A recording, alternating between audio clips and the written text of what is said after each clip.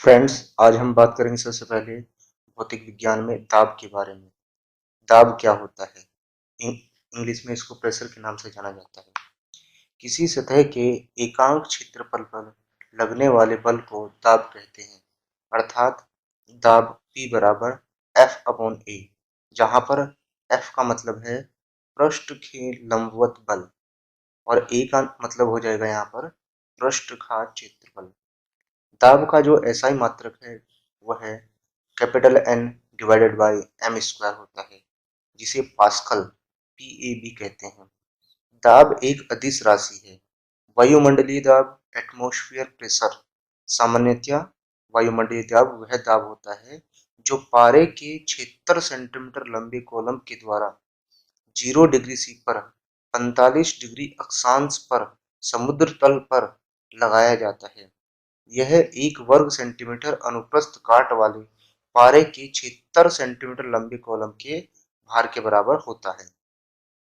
वायुमंडलीय दाब का एसआई मात्रक बार होता है, BAR।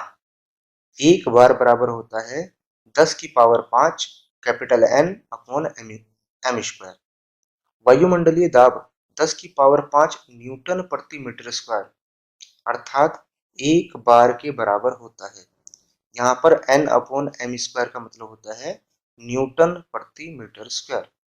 पृथ्वी की सतह से ऊपर जाने पर वायुमंडलीय दाब कम होता जाता है, जिसके कारण पहाड़ों पर खाना बनाने में कठिनाई होती है। वायुयान में बैठे यात्री की फाउंटेन पेन से स्याही रिस जाती है। वायुमंडलीय दाब को बैरोमीटर से मापा जाता है। इसकी सहायता से मौसम संबंधी पूर्वानुमान भी लगाया जा सकता है। बैरोमीटर का पाठ्यांक जब एकाएक नीचे गिरता है तो आंधी आने की संभावना होती है। बैरोमीटर का पाठ्यांक जब धीरे धीरे नीचे गिरता है तो वर्षा होने की संभावना होती है। बैरोमीटर का पाठ्यांक जब धीरे धीरे ऊपर चढ़ता है तो दिन साफ रहने की संभावना होती है।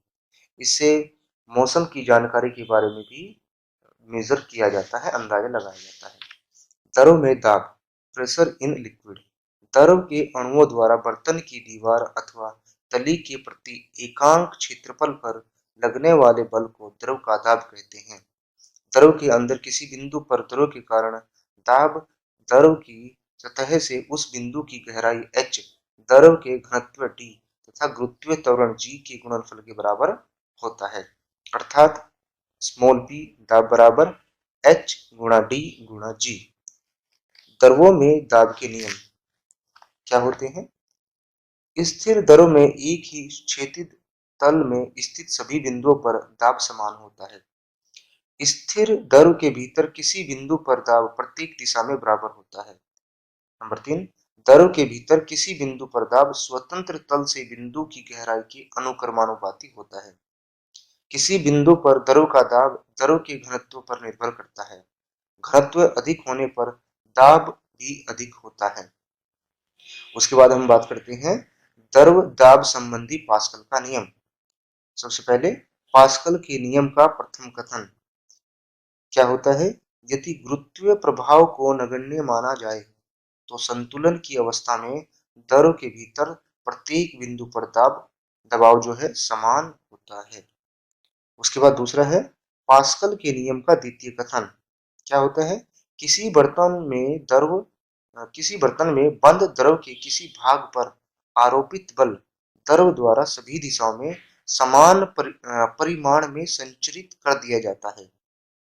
नंबर 3, पास्कल के नियम पर आधारित कुछ यंत्र हैं, जैसे hydraulic lift, hydraulic press, hydraulic brake आदि। द्रव का दाब उस पात्र के आकार या आकृति पर निर्भर करता है जिसमें द्रव रखा जाता है। उसके बाद हम बात करते हैं यहाँ पर गलनांक तथा क्वथनांक पर दाब का प्रभाव। Effect of pressure on melting point and boiling point.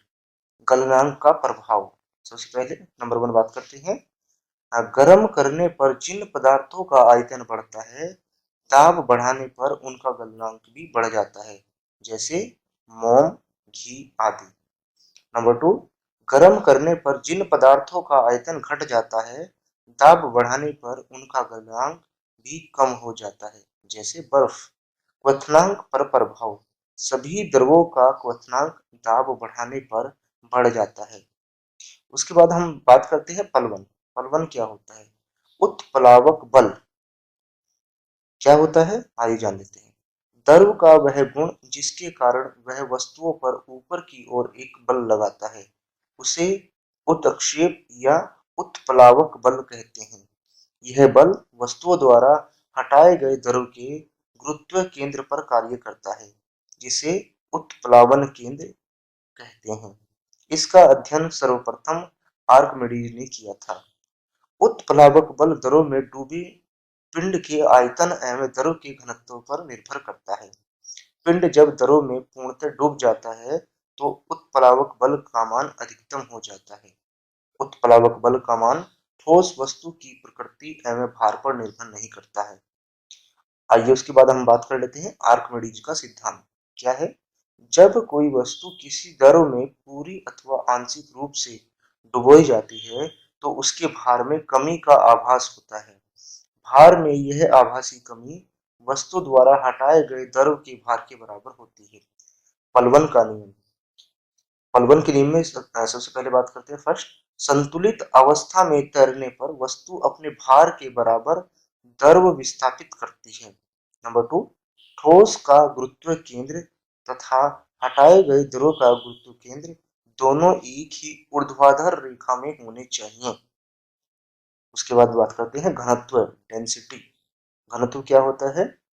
द्रव्यमान बटे आयतन। इसका एसआई मात्रक किलोग्राम मीटर माइनस की 3 होता है। आपेक्षित घनत्व, रिलेटिव डेंसिटी।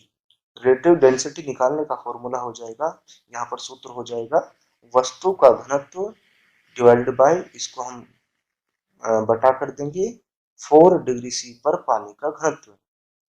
आपेक्षित घनत्व एक अनुपात है, अतः इसका कोई मात्रक नहीं होता है। आपेक्षित घनत्व को हाइड्रोमीटर से मापा जाता है। सामान्य जल की अपेक्षा समुद्री जल का घनत्व अधिक होता है, इसलिए उसमें तैरना आसान होता है। जब बर्फ समुद्र के पानी में तैरती है तो उसके आयतन का 1/10 भाग पानी के ऊपर रहता है। किसी बर्तन में पानी भरा जाता है और उस पर बर्फ तैर रही है। जब बर्फ पूरी तरह पिघल जाएगी तो पात्र में पानी का तल बढ़ता नहीं है, पहले के समान ही रहता है। दूध की शुद्धता दुग्धमापी लैक्टोमीटर से मापी जाती है।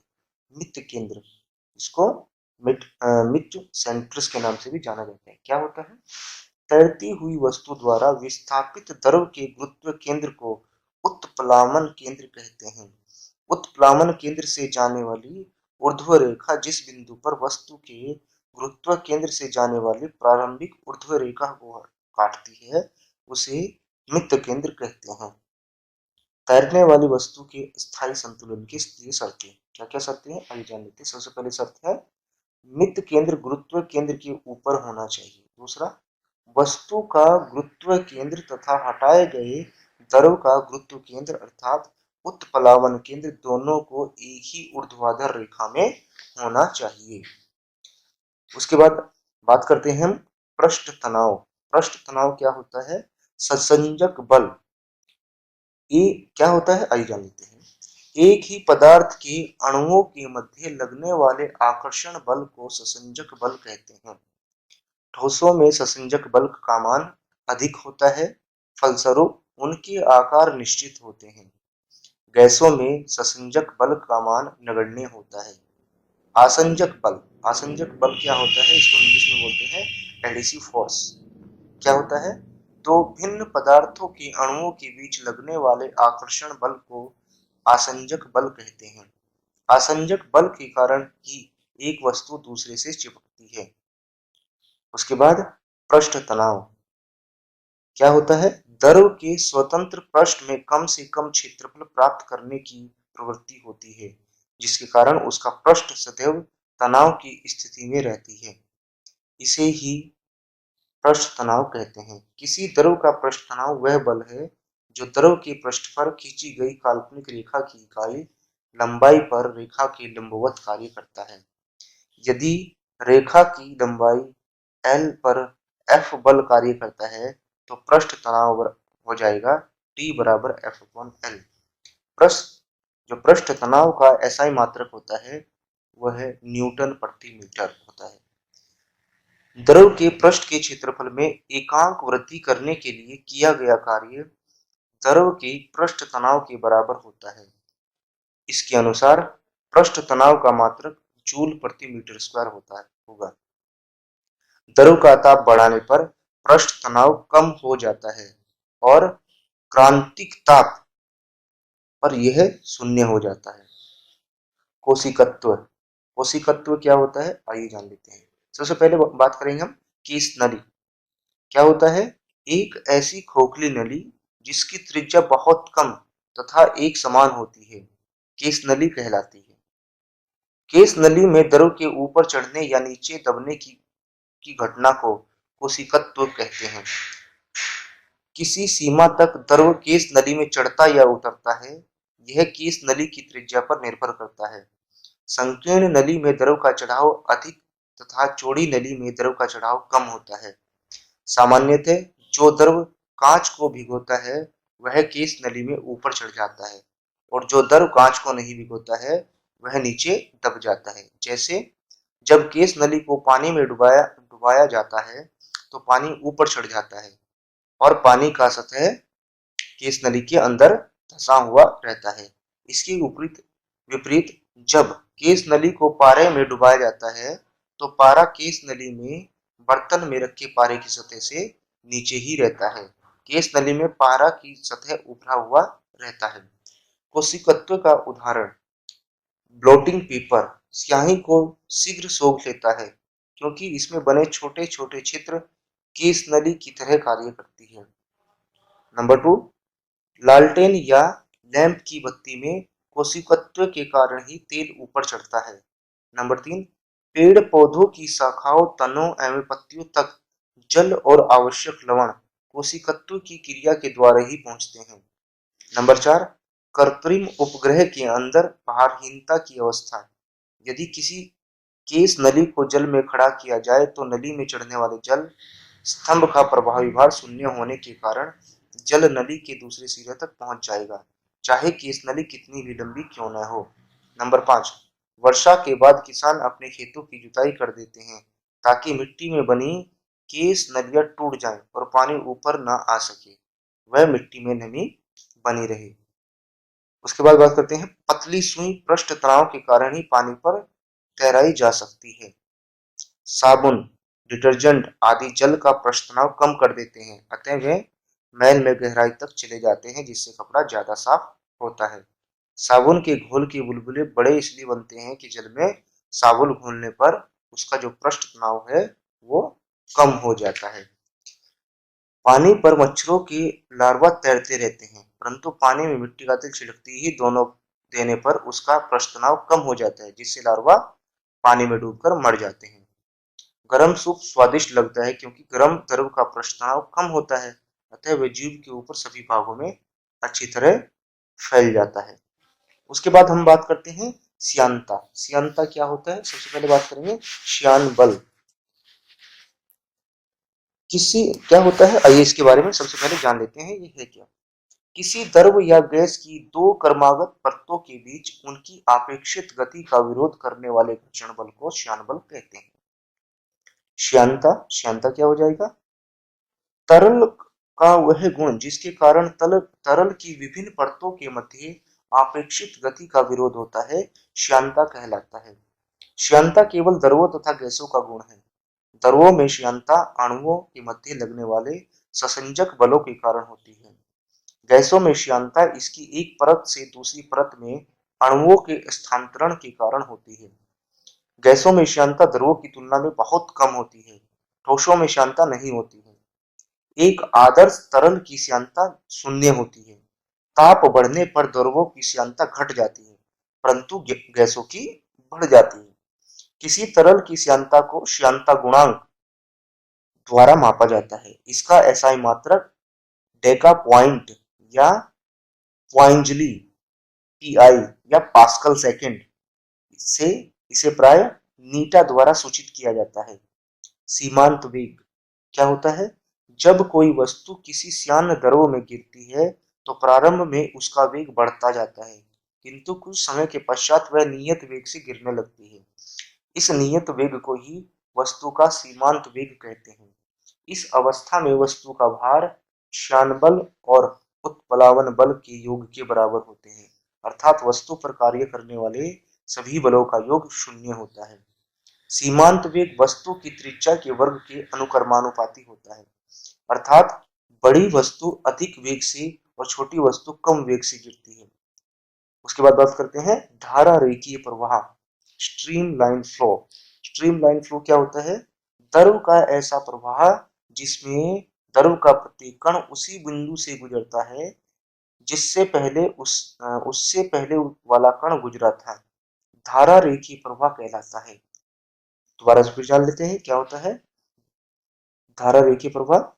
धारा का ऐसा प्रवाह जिसमें द्रव का प्रत्येक कण उसी बिंदु से गुजरता है जिससे पहले उससे पहले वाला कण गुजरा था, धारा रेखीय प्रवाह कहलाता है। इसमें किसी नियत बिंदु पर प्रवाह की चाल व उसकी दिशा निश्चित बनी रहती है। उसके बाद बात करते हैं क्रांतिक वेग, क्रिटिकल वेलोसिटी।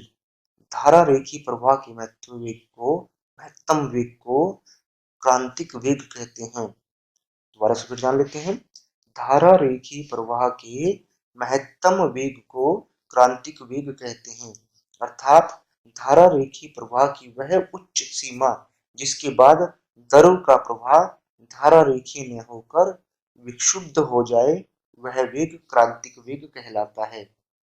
यदि द्रव का प्रवाह का वेग क्रांतिक वेग से कम होता है तो उसका प्रवाह उसकी श्यानता पर निर्भर करता है। यदि द्रव का प्रवाह का वेग उसके क्रांतिक वेग से अधिक होता है तो उसका प्रवाह मुख्यतः उसके घनत्व पर निर्भर करता है। जैसे ज्वालामुखी से निकलने वाला लावा बहुत अधिक गाढ़ा होने पर भी तेजी से बहता है क्योंकि उसका घनत्व अपेक्षाकृत कम होता है। घनत्व ही उसके वेग को निर्धारित करता है। उसके बाद हम जानेंगे बर्नौली का प्रमेय। बर्नौली का प्रमेय क्या होता है?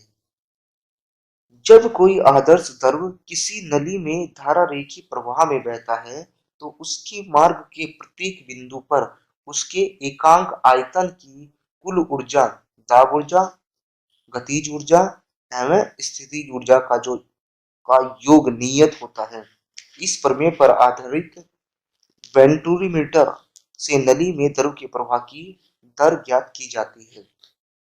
उसके बाद हम बात करेंगे प्रत्यास्था। प्रत्यास्था क्या होते हैं? जिसको इलास्टिसिटी भी बोलते हैं। प्रत्यास्था का मतलब होता है प्रत्यास्था पदार्थ का वह गुण है जिसके कारण वस्तु उस पर लगाए गए बाह्य बल से उत्पन्न किसी भी प्रकार के परिवर्तन का विरोध करती है तथा जैसे ही बल हटा दिया जाता है वह अपनी पूर्व अवस्था में वापस आ जाती है। प्रत्यास्था की सीमा इलास्टिक लिमिट विरूपक बल की परिमाण की वह सीमा जिससे कम बल लगाने पर पदार्थ में प्रत्यास्था का गुण बना रहता है तथा जिससे अधिक बल लगाने पर पदार्थ का प्रत्यास्था का गुण समाप्त हो जाता है, प्रत्यास्था की सीमा कहलाती है। विकृति, स्ट्रेन। किसी तार पर विरूपक बल लगाने पर उसकी प्रारंभिक लंबाई एल में वृद्धि होती है तो स्मॉल एल बटे कैपिटल एल को विकृति कहते हैं। प्रतिबल, स्ट्रेस। प्रति एकाक क्षेत्रफल पर लगाए गए बल को प्रतिबल कहते हैं। प्रत्यास्था का यंग मापांक क्या होता है? प्रतिबल और विकृति के अनुपात को तार के पदार्थ की प्रत्यास्था का यंग मापांक कहते हैं। हुक का नियम।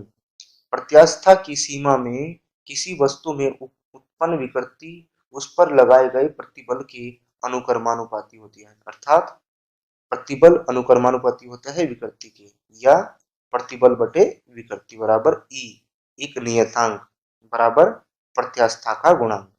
प्रत्यास्था का गुणांक कैपिटल ई का मान भिन्न भिन्न पदार्थों के लिए भिन्न भिन्न होता है। इसका एसआई मात्रक न्यूटन मीटर माइनस का 2 होता है जिसे पास्कल कहते हैं। यंग का प्रत्यास्था गुणांक y बराबर अनुदैर्ध्य प्रतिबल बटे अनुदैर्ध्य विकृति। यदि विकृति आयतन में हो उसे उसे आयतन प्रत्यास्था गुणांक के कहते हैं। अपरूपण विकृति shear के लिए इसे दृढ़ता गुणांक n कहते हैं। उसके बाद हम जान लेते हैं सरल आवर्तक गति। सरल आवर्त गति क्या होता है? आवर्त गति पीरियोडिक मोशन, एक निश्चित पथ पर गति करती वस्तु जब एक निश्चित समय अंतराल के पश्चात बार बार अपनी पूर्व गति को दोहराती है तो इस प्रकार की गति को आवर्त गति कहते हैं। दोलन गति क्या होता है? किसी पिंड की साम्य स्थिति के इधर उधर गति करने को दोलन अथवा कांपनिक गति कहते हैं। एक दोलन या एक कंपन, दोलन करने वाले कण का अपनी साम्य स्थिति के एक ओर जाना, फिर साम्य स्थिति में आकर दूसरी ओर जाना और पुनः साम्य स्थिति में वापस लौटना एक दोलन या एक कंपन कहलाता है। आवर्तकाल टाइम पीरियड, एक दोलन पूरा करने के समय को आवर्तकाल कहते हैं। आवर्ती फ्रीक्वेंसी, कंपन करने वाली वस्तु एक सेकंड में जितना कंपन करती है उसे उसकी आवृत्ति कहते हैं। इसका एसआई मात्रक हर्ट्ज होता है। यदि आवृत्ति n तथा आवर्तकाल t हो तो n बराबर 1/t होता है। सरल आवर्त गति सिंपल हार्मोनिक मोशन क्या होता है?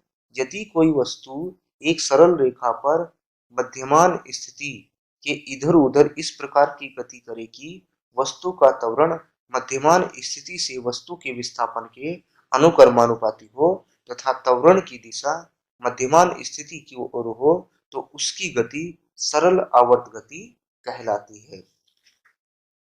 उसके बाद बात करते हैं सरल आवर्त गति की विशेषताएं। सरल आवर्त गति की क्या क्या विशेषताएं होती हैं? सरल आवर्त गति करने वाला कण जब अपनी मध्यमान स्थिति से गुजरता है तो उस पर कोई बल कार्य नहीं करता है। दूसरा, उसका त्वरण शून्य होता है। तीसरा, वेग अधिकतम होता है। चौथा, गतिज ऊर्जा अधिकतम होती है। नंबर 5, स्थितिज ऊर्जा शून्य होती है। सरल आवर्त गति करने वाला कण जब अपनी गति के अंत बिंदुओं से गुजरता है तो उसका त्वरण अधिक होता है। दूसरा, उस पर कार्य करने वाला प्रत्यानयन बल अधिकतम होता है। नंबर 3, गतिज ऊर्जा शून्य होती है। नंबर 4, स्थितिज ऊर्जा अधिकतम होती है। नंबर 5, वेग शून्य होता है। उसके बाद हम बात करते हैं सरल लोलक। सरल लोलक क्या होता है? इसको इंग्लिश में बोलते हैं सिंपल पेंडुलम।